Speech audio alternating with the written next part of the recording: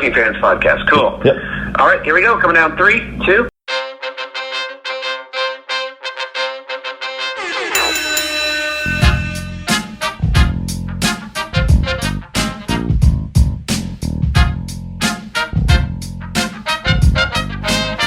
Welcome back for another week of the Working Fans Podcast.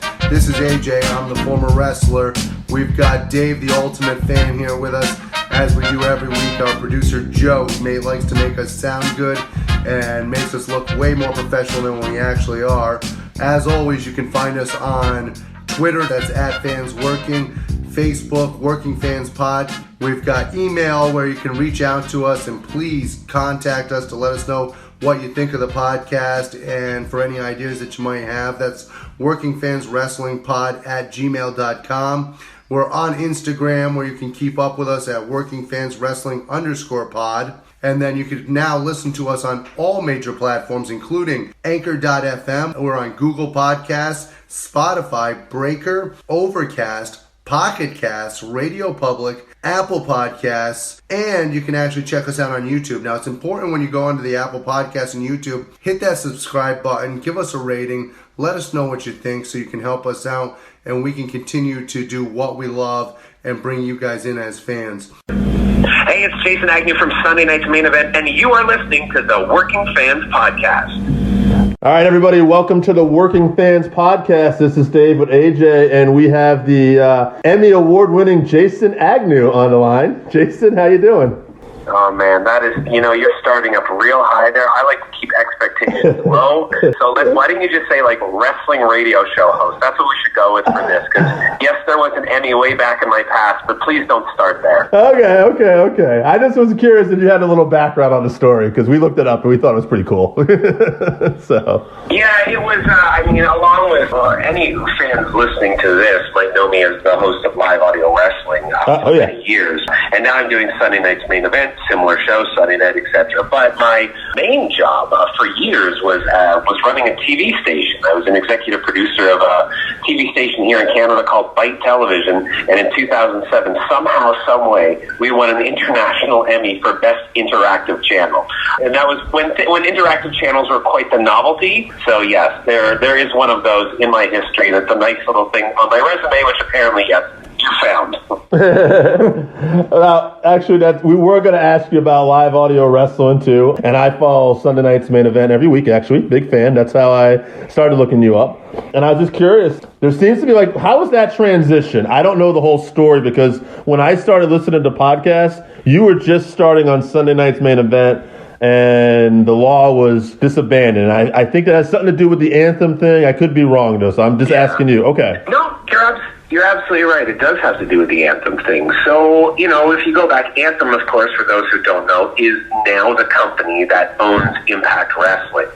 And previous to that, in 2005, it wasn't Anthem at the time, but a group called the Fight Network came into play here in Canada, and they were starting up a digital television station called the Fight Network. They purchased Live Audio Wrestling away from its old owners in order to use it basically as a way of promoting their television channel, because Live Audio Wrestling, the law had a huge following. I mean, it was one of the first out there along with Wrestling Observer, and we actually have Dave on our show each and every week, so it was we were kind of the two first that were doing not only radio shows, but podcasting as well. I'm talking way back, if you guys remember Real Audio, that's what we first started running on in 99. So anyhow, the Fight Network comes in, they buy it, they use it as a promotional tool. Years later, Anthem purchases the Fight Network and therefore purchases the law. And it was weird at that time because, they own Impact Wrestling and we're a show that is non-biased. I mean, we talk shit about Impact Wrestling all the time is what I'm trying to say. Right. It's hard not to, right? So we knew down the line that there would be a conflict. And what ended up happening is Anthem decided to put all their resources into the money pit known as Impact Wrestling and decided to, remove their radio division. And that was us, myself, Dan Lavransky, John Pollock, Wei Ting, all of us in one fell swoop were booted one day at the end of October in 2017. And since then, John and Wei, of course, have gone on to do Post Wrestling, and myself, Dan Lavransky, do Sunday Night's Main Event on TSN Radio. At least we got to keep an affiliation with TSN Radio. We were very happy to see that you were able to go on to Sunday night's main event because we were Law fans. To me, what you were able to do on there, you combined not just talking wrestling, but you also talked MMA, and you gave us an honest point of view. There's so many of these shows that just don't keep it real and don't keep it honest with their opinions, and the fact that you were that fresh, thank you very much for continuing on. Now, going forward... I pride myself at being a bit of a dick, so Jason Agnew lives on here. But you know what, let me say this, I pride myself on being a bit of a good dick as opposed to CM Punk right now, who I just can't handle anymore, but I'm sure we'll get there at some point. Oh, absolutely. I can't wait to discuss that with you. As Dave knows, I always wrestled as a heel, and the reason why I wrestled as a heel is because much like Tully Blanchard, I'm just a natural heel. I love sarcasm. One of the questions that we have for you, and it's something that we find interesting, what made you want to get into TV? Did you have anything when you were young, especially growing up in Canada, that triggered you and made you want to go in that direction? You know, I was always a big fan of comedy. I've loved, Saturday Night Live since I can remember, essentially, like really influenced by the Mike Myers and Dana Carvey years and Wayne's World. And of all things, I got into TV. I always wanted to be in radio and television. I started radio when I was in school in, I guess, 97 or so. I started with the law in 99. And I was doing okay in radio, but I was already going to school for television, so I branched over into TV and started hosting and producing, and it's fun. I mean, my standard line, and it was something that I heard way back in the day from a guy I worked with at the Fan 590 named Roger Lajoie. He said he had like 6 different jobs in the industry, and he said, my vocation is my vacation. And I feel that way. Like, I love what I do, and I just want to do more of it. The world of TV is cool. I mean, I love hosting. I love interacting with people on air, and I really do have a great time doing it. And for the years at Bite TV, I was just able to surround myself with some really great people and create fun stuff. I mean, I know a lot of it was cheap and cheerful, but it was definitely fun to make. So a little inside joke here. Our producer Joe had left us a note because he wanted us to ask you a specific question. Kids in the Hall or SCTV, and I told him, I said, listen to me, you racist mother. Don't you think it's possible that he actually likes Saturday Night Live even though he's from Canada? so a little inside humor there. Yeah, I would take SNL. I think it was more influential. I mean, all those shows are great for different reasons, I would say.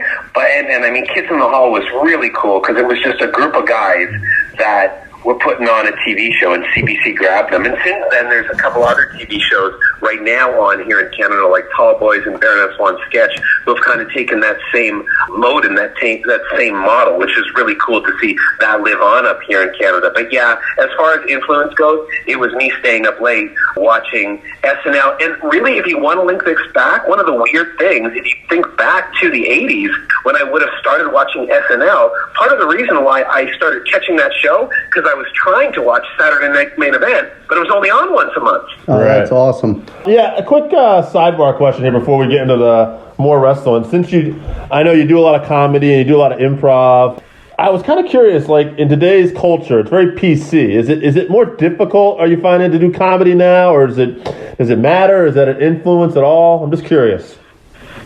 Yeah, there's definitely a change, and I don't see it as much with stage stuff, as I'm fairly new to doing stage stuff. I'm talking like I started doing more stage in 2012 after I stopped working at Bite Television. That parting of ways happened. So, but at Bite, I was doing a show called The Conventioneers with my partner Matt Chitt, who has since gone on to do Splat a lot with me as well. And it was insult culture. Like, we'd go to conventions, Comic-Cons, etc., and do insult jokes to people dressed in silly costumes or had, way too much dedication to the products they were trying to sell. And doing that in 2006, 7, 8 is very different than doing it in 2019, because we tried to do it again just a couple years ago in a show called Craft, and it was a lot more challenging. The culture has definitely changed. I actually do stand-up comedy now. And when I'm up on stage, I'm an insult comic. And it is hard sometimes to know what lines that you can cross. And you have to be a little fearless when you're up there. And people don't understand. In this PC world that we live in now, you never know when people are going to get ultra offended.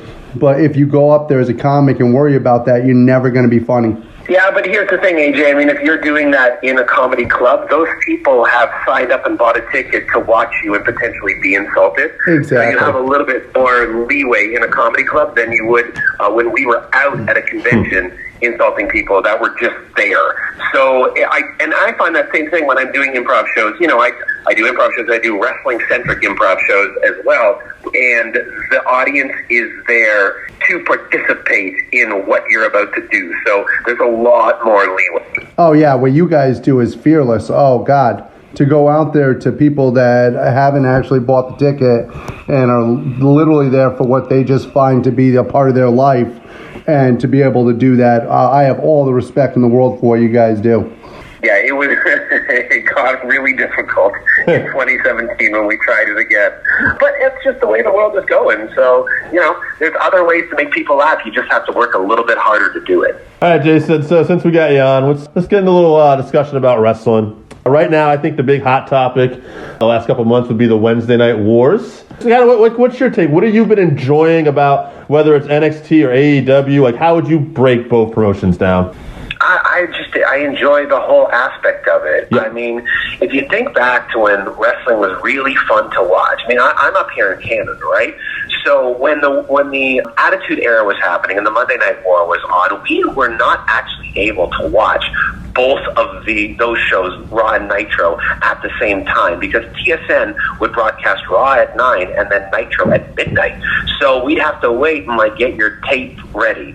And there was also no real social media back then. So this is like an advanced world now with social media going back and forth at one another. These two things running at the same time, though we're in Canada and I still can't watch both at the same time because TSN is only running AEW. But I love the back and forth. I love the fact that there's competition. It's refreshing and it only makes the marketplace better. I've been saying that for near 20 years now.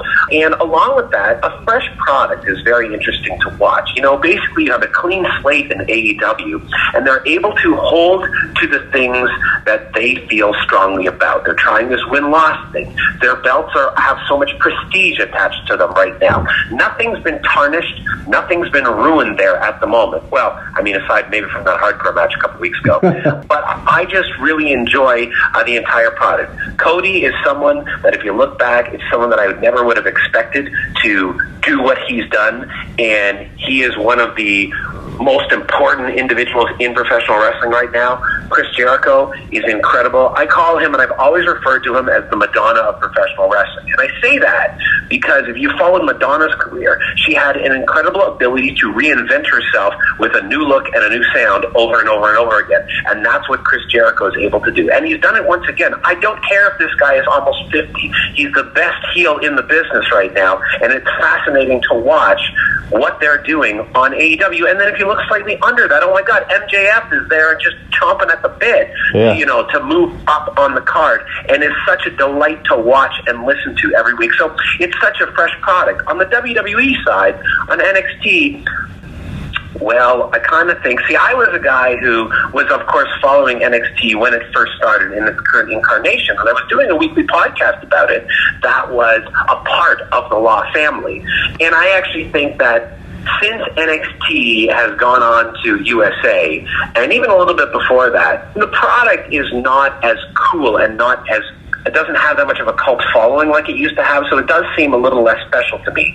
There's a little bit more importance on it now, but I think WWE has a lot of work to do with NXT, and they can't win this war. In my opinion, they can't win because NXT is not a fresh product. It still has the WWE label on it, whereas AEW, it's fresh, it's new, it's exciting. Yeah, I was actually saying to AJ one time, I almost feel like if NXT didn't have WWE attached to it, if they were just a separate entity but booked the way they are, they would be better off. I almost feel like having the WWE name when you're going up against AEW hurts them. Yeah, because you're not an adversary, you're just part of the machine. Right. I do have to say, out of the two of them, and I know AEW is just beginning, I always try to say this, like I'm definitely enjoying the characters more in AEW. I'm loving the angles more. But I do feel, and it's just beginning, one thing NXT's been doing well for me personally is the women's division. Like, every week they've managed to have one or two women matches and they have a little profile, and it's one thing I'm like, okay, I'm glad they got this right now because this is keeping me like interested where I want to make sure I watch both every week.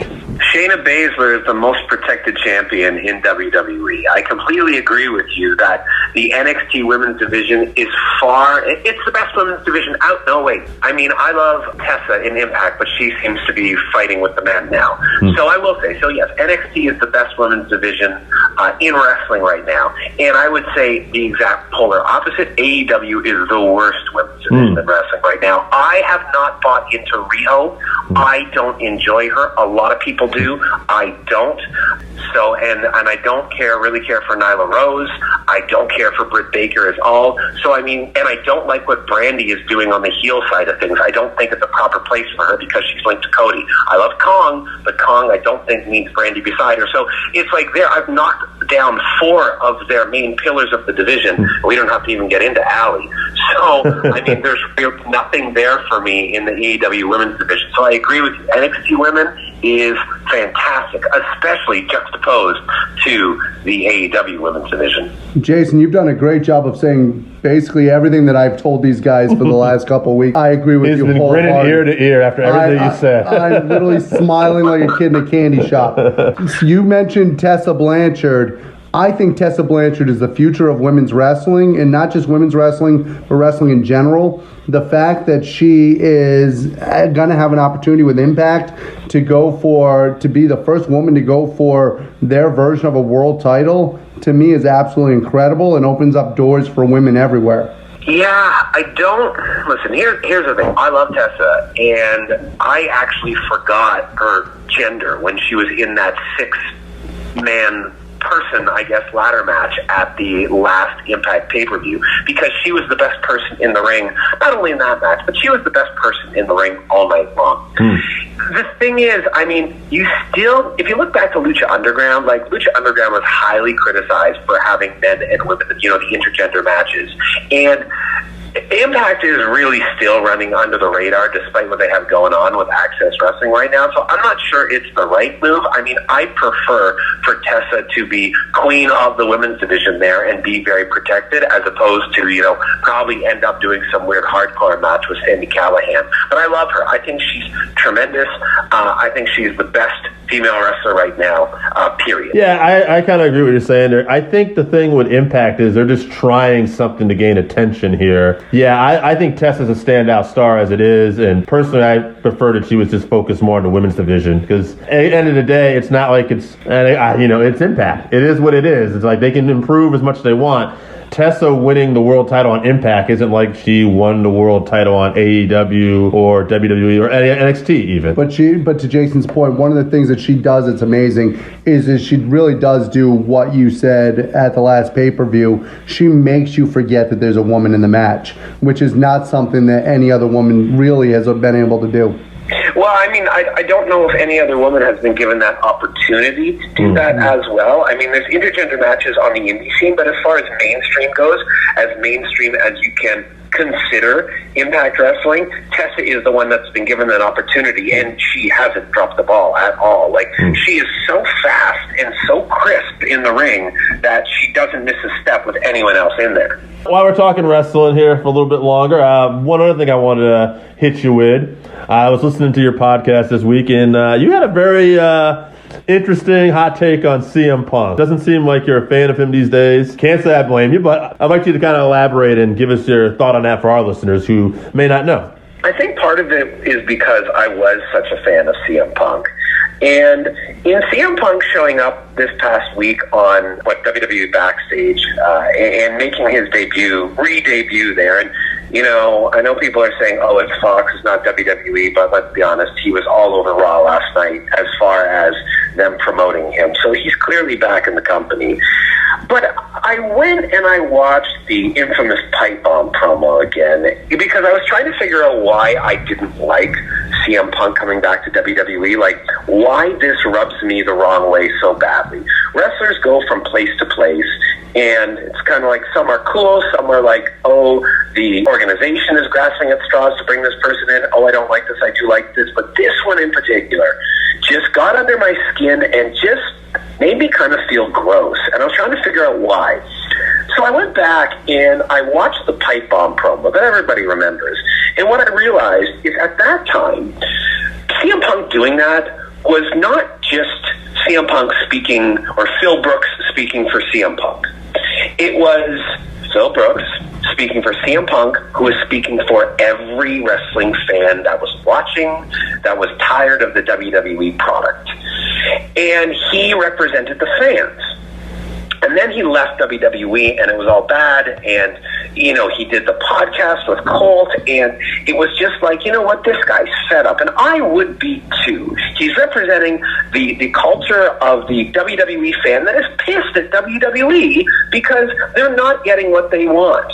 And now, fast forward, with all the talk of CM Punk, who I've talked so much on the show about game changers and who AEW could have or who another wrestling organization could have as a game changer. You know, like when Jericho went to WWE, or when more so, I mean, even bigger than that, when Hogan went to WCW. Like, that's a game-changing move. So who in the wrestling community is still out there? And to me, the answer was always CM Punk, because he was so popular. He broke into the mainstream, or at least the geek mainstream, in doing stuff like Talking Dead. So I was always thinking, like, if CM Punk and AEW can work together, my goodness, this is so big, and it's a big F-U to WWE. And that's what he's all about. He's counterculture. He's got Punk in his gimmick name. Like, he's punk rock.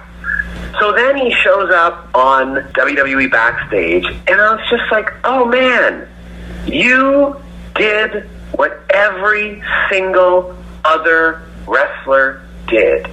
You gave in to Vince, you went back, you're just another Bret Hart, Jesse Ventura, Bruno Sammartino. It's never say never all over again. You don't represent the fans. You don't care for your friends, considering what happened with Colt and that debacle. I don't know all the details, but I've always seen CM Punk, when in interviews, out of WWE character, being very difficult. He just seems like a difficult guy. And now he goes back, and he's just like everybody else. And I just thought he was going to be different.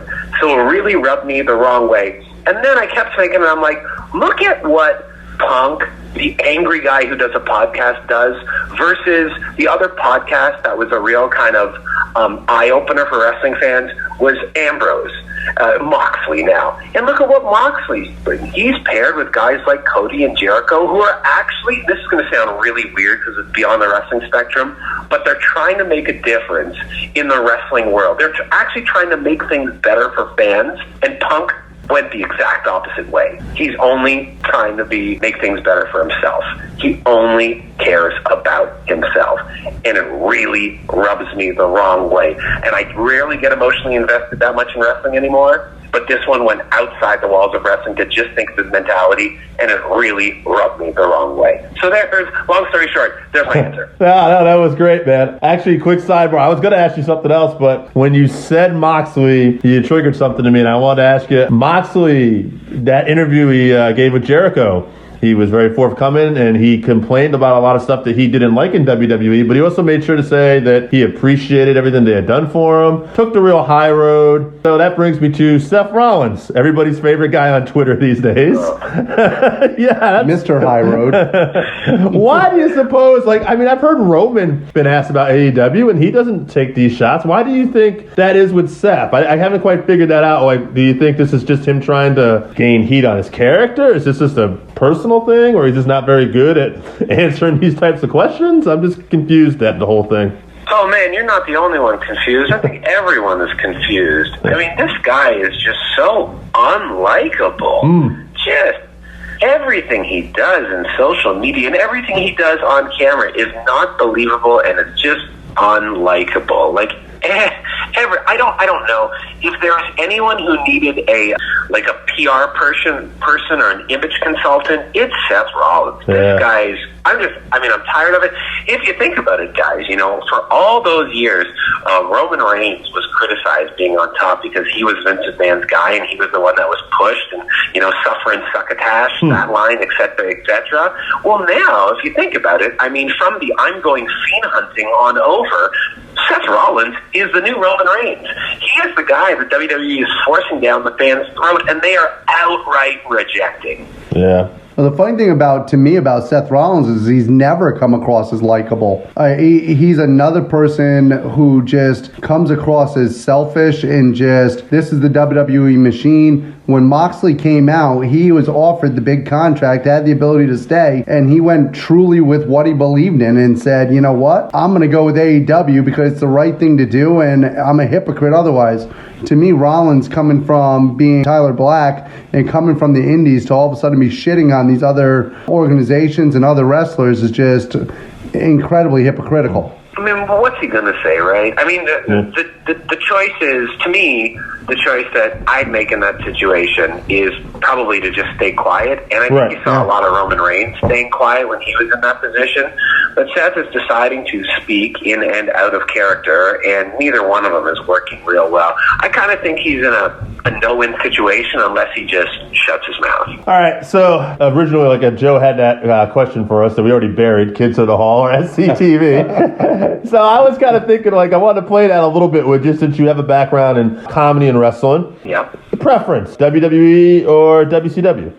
I grew up with WWE, so I have to say WWE. You got to remember, so I was in Toronto growing up, and we didn't really have much access to the WCW product up here until TSN started airing it. So I'm a WWE kid, and that's going to be my preference. Okay. Actually, rather than just throw a random, because I don't know who you were really into at this time in wrestling, but a favorite, you have a favorite announcer of all time? Not currently, but maybe currently and all time. Because for me, currently, I really like Morrow. I know he's a bit, he's not everybody's cup of tea. Some people love him, some people hate him. I like him. But Jim Ross isn't my favorite now, but he is my favorite of all time. When I go back, I grew up on Jim Ross. Yeah, okay. So my favorite of all time, this might be a little obscure, but it is a catchphrase that I use at the end of every show. Not only every show, but every TV show I do as well. When I host, I use the phrase, "Don't you dare miss it." Right. And that is an ode to a guy up here in Canada who was the backstage reporter named Billy Red Lyons. And he was always one of my favorites. He was just this older guy who would hold the microphone and just be there and be in the right place for the behind-the-scenes interviews. So I'm going to go with Billy Red as your maybe not a play-by-play guy, because he didn't do play-by-play, but wrestling announcer persona. Okay. And then modern day, I have been so incredibly impressed by Excalibur. It is beyond belief. This guy is incredible. So he is my number one, and I'm going to give a weird honorable mention to Tom Phillips, because I think he's getting the short end of the stick in WWE right now, and I think he should be sitting in the Raw chair. I want to touch on something you had said, or maybe actually it might not have been you. Actually, it might have been the other guys down at Post. Somebody made this comparison. Well, you can tell me if you agree or not. We talk about how the three-man booth in WWE kind of sucks, but in AEW, when it's Tony, Jim, and Excalibur, I actually think it works a little better than, say, just Jim and Excalibur. I almost feel like they complement each other a little bit better having a three-man booth in that situation. You might not agree. I'm just curious what you think, though. Well, what if it was Tony and Excalibur? that might even work even better. I got a little heat. I think there's one issue on that broadcast team, and it's not Tony and it's not Excalibur. Jim's gotten better, but he's a shell of what he used to be. I agree. I am the biggest Jim fan. AJ's gonna throw me under the bus. I got a little heat last week because I said the same thing. I said we all love Jim Ross. Not a single one of us don't love what Jim Ross has brought to the business, but it's passed him by, and he's not keeping up with it the same way he is. When he gets to the main event match, he does good with the three-man booth, but when it's that middle-of-the-road wrestling and the luchadors and the new tag style and stuff that he doesn't understand, he pretty much just throws it in the garbage can. Yeah, I've crapped on JR a bit too much. He's a legend. Obviously, Cody is pulling people that he knows are very valuable from days of wrestling gone by, and I think perhaps JR may look a little bit worse just because of how great Tony Schiavone's been. Right. And it's just because a lot of us may remember Tony Schiavone from when WCW was falling apart, and therefore, don't think of him in the most positive manner, but my goodness, that guy is great. Yeah, he's really stepped up. I remember Tony obviously growing up with the Crockett's and NWA where he was pretty good and he stood out to me. But yeah, the end of Nitro era, Tony Schiavone really phoned it in. And, I've enjoyed him on the podcast, but boy, Yeah, now that he's back announcing, you can tell he's really working hard and does his homework. He's found his passion again. Yeah. Yeah. Maybe it's just healthy living, too. I think JR has found some of that, but, you know, he's older, and JR has had a tough go, you know, with all the Bell's palsy and losing his wife and WWE shitting on him over and over again. Like, I feel bad for the guy, and sometimes he does come across a little bit like cranky old man. I did hear Shivani say one time on one of the podcasts that I guess they just kind of found it amusing. Like, he gets a little fired up, like when certain things he doesn't find make sense, like if they're not using the tag rope. And, like, you know, they're just right. And I guess one time Shivani was asking, he didn't know if they picked it up because of the 7-second delay, but JR was just like, God damn. And I guess Excalibur and Tony had to, like, hold it in because they started laughing at him. And I just thought, that's got to be interesting chemistry on that set sometimes. As far as Jim's getting angry in wrestling, he'll always be number 2 as far as gyms go. Yeah, I'm going to ask you. Cornette is always number 1. Oh, we know. That's actually where I was going to go next with this, now that you mentioned that. What do you think of what Jim Cornette is doing now? I know that Matt Kuhn came out last week and basically said Jim Cornette doesn't belong in wrestling anymore. And I know that they've had a little bit of a feud. But what is your stance on the current state of Jim Cornette? Oh, don't you think he's really nicely positioned where he is in NWA Power? I think it's perfect. I agree 100%. I think that it's where he belongs. It's basically brought him back to 1987. And I think that I think that if we leave him there in 1987, that we're all a little bit better off. Yeah, I mean, listen, Jim is someone who loves old school wrestling and thinks it should still be old school wrestling. And we all have what we grew up with and what we loved about the industry and wanted to be that. But, you know, the industry evolves. Everything evolves. We started this conversation talking about how society and comedy has evolved. Well, wrestling's no different. Yeah, my grandfather still thinks Bruno Sammartino is the best wrestler he ever saw. So sometimes... Well, Bruno Sammartino is the best wrestler ever for your grandpa. Of course he is. A couple other quick questions before we finish this up here. You guys do talk about MMA sometimes. How big of a passion do you have for MMA as well, Jason? Because it's obviously something... Man, it's dropped so much. Yeah, okay. I was I was at the point where I would always choose watching MMA/UFC over wrestling at a certain point.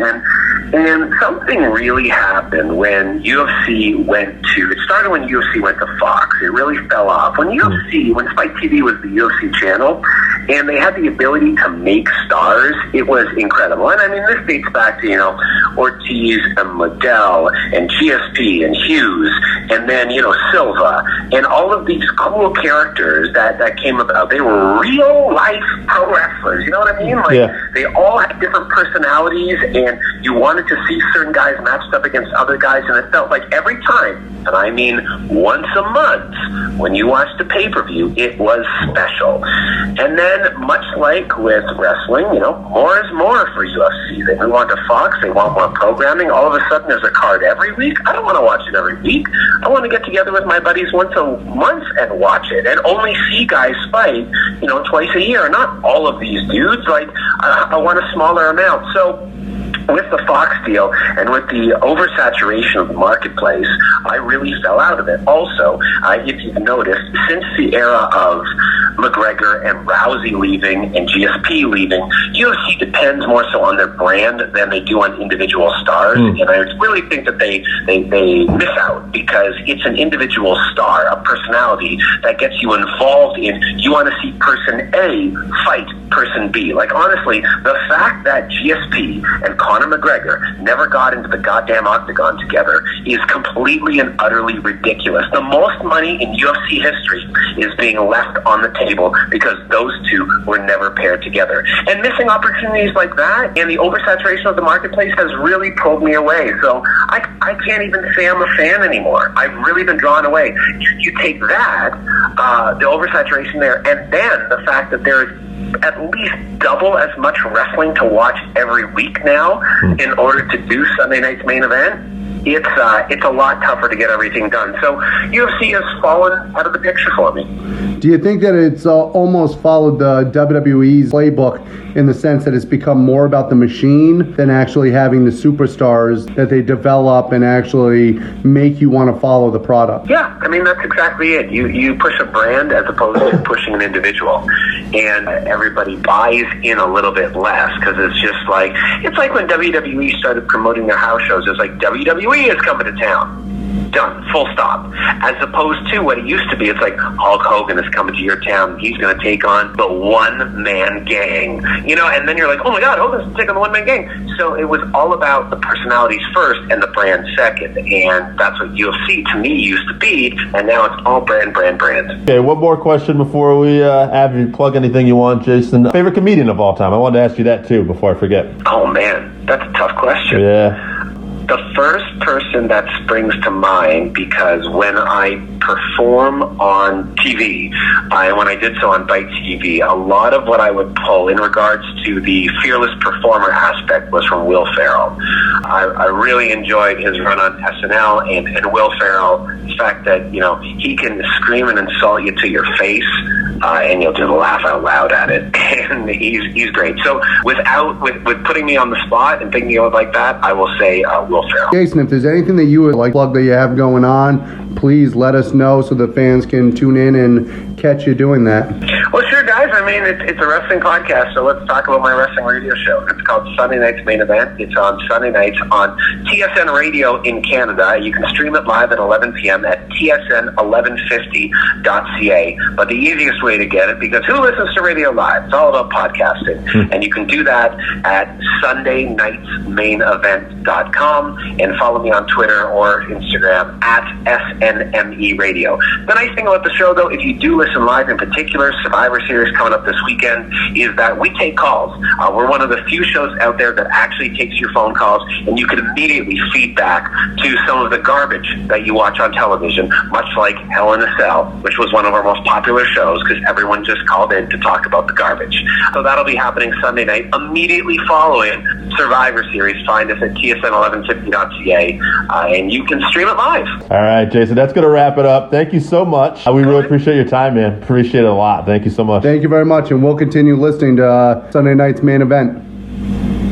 All right, thanks, guys. All right, so that wraps us up for this week. Thank you again for listening to the Working Fans Podcast. So as always, you can find us on Twitter at FansWorking. Our Facebook page is Working Fans Wrestling Pod. We have email where you can reach out to us and let us know what you think also. That's workingfanswrestlingpod@gmail.com. Follow us on Instagram, workingfanswrestling_pod. And then as always, please continue to listen to us on Anchor.fm, Google Podcasts, Spotify, Breaker, Overcast, Pocket Cast, Radio Public, all your major platforms. If you're following us on Apple Podcasts, which we are also on now, and YouTube, please make sure you subscribe and give us a 5-star rating. It helps us bring you these podcasts where we get to talk to you and talk with you every week.